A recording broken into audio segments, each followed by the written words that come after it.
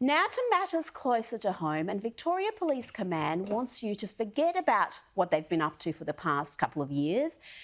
You know, harassing old women on park benches, arresting pregnant women in their kitchens for Facebook posts, enforcing playground bans on children, and their brutal response to anti-lockdown protests. Yes, please, forget all that. And remember, they are on our side.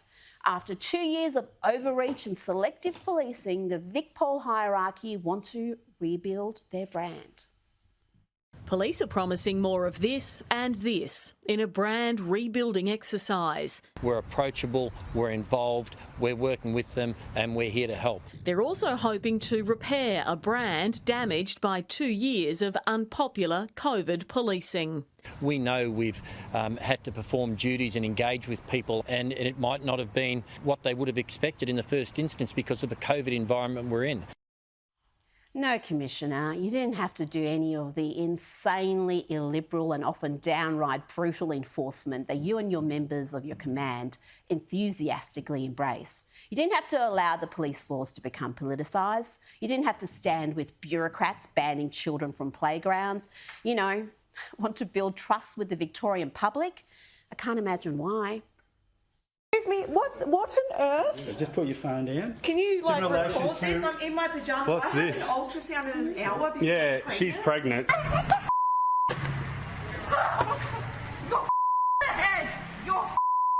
the are you doing? What the are you doing?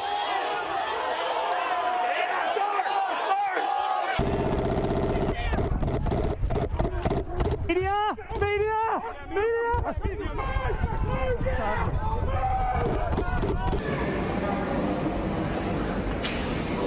Oh! They're throwing stuff now, and okay, they're shooting. They're now shooting.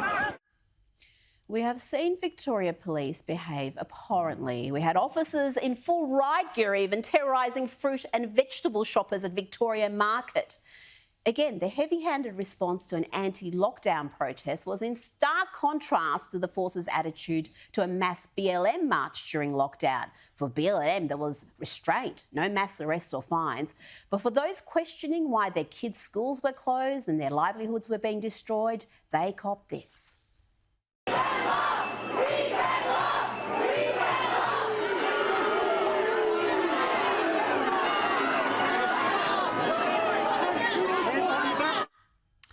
There is so much more I could show you, but this is only a 2-hour show.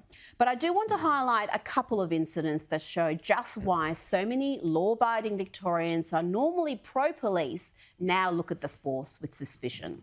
Now, this next incident didn't get any attention despite the brutality and clear misuse of a weapon. This is from an anti-lockdown protest in September last year. Note the officer in the back using his weapon to beat the man on the ground.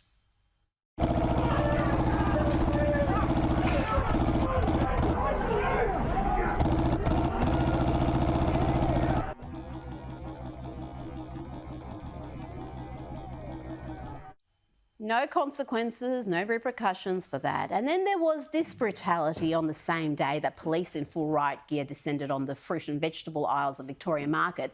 Another police team in Epping were caught on camera stomping on the head of a man suffering a mental health episode.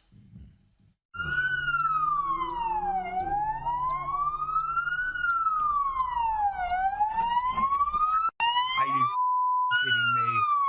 Are you kidding me? Are you kidding me? Now, that poor victim ended up in an induced coma, and the incident was investigated. But guess what? You'll be happy to learn that the watchdog found that Victoria Police acted lawfully when head stomping a mentally ill man during arrest. Yes, put that together with the Sluggate saga, the intimidation of Dan Andrews' critics, the politicisation of the police force and selective policing practices, the Lawyer X scandal that completely undermined the criminal justice system, and the failure to properly swear in more than 1,000 officers, then you can see why there may be a crisis in trust in law enforcement in Victoria. And a little cheap PR isn't going to fix that. Police Command needs a clean-out, starting with Assistant Commissioner Luke Cornelius, who referred to anti-lockdown protesters as batshit crazy conspiracy theorists, but this was his attitude to BLM protesters during the pandemic. Victoria Police understands and acknowledges the anger and frustration people feel about events taking place overseas and which are dominating our TV. We absolutely understand the sentiment and the anger that lies behind that, and we're very keen to support community here in giving voice to their concerns and their protests. Yes, he can understand BLM protesters, but no consideration for people whose very livelihoods were being destroyed. Yes, Victoria Police's public image is badly damaged, and as long as the likes of Chief Wiggum over there are in key positions, that ain't going to change.